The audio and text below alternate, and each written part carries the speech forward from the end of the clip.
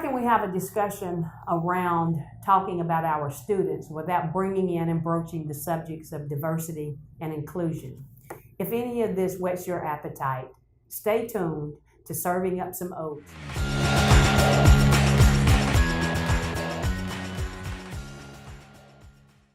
So today, during our OATS series, Opportunities Around Thinking Strategically, I want to talk about the what and the why of educating the children that we work with every day. Let me give you some examples. What do we do? We serve children, particularly at our schools, mostly disadvantaged children, trying to make sure that we afford them an advantaged education that otherwise they wouldn't have the opportunity to experience. The why is we have to do it very intentionally, we have to do it very purposefully, and we have to be passionate about what we do and make sure that the people around us in this education arena are also passionate. And also we have to hold ourselves accountable. And so again, let me give you another example of what. I'm a cook, right? And so the what would be, I make up some beef broth. But the why, you have to add some sustenance to it. Or our kids will never grow to meet the expectations, if that makes sense. Because at the end of the day, we are their lifelines to their futures. We serve kids, hopefully we walk in every day.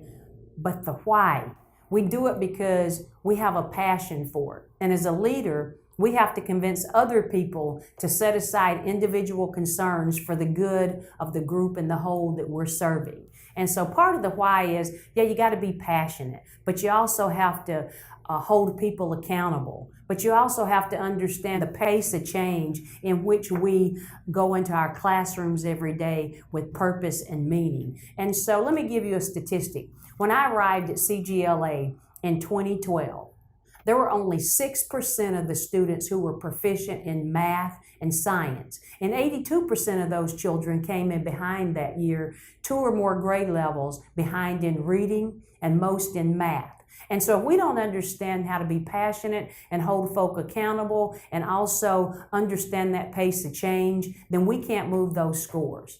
Now, let me say this. Wrapped in all of that passion and accountability and the pace of change, there's another topic that I've been really interested in lately, and that's being culturally sensitive and culturally purposeful to the children that we serve. And so at CGLA and Chat Prep, I'm really working on a balance between making sure that, yes, we're teaching children, we're moving academic data, but there's also a social and emotional part of children that we have to address. And we have to be careful, as one leader talked about, I believe her name is Dr. Diane Ford out of Vanderbilt. And she used this word that stuck with me. She said, we have to be careful about not being cultural assaultive to children. What did that mean? So that means that we have to figure out, how do children learn? How do we need to be responsive to children? What happened to them before they came to school this morning?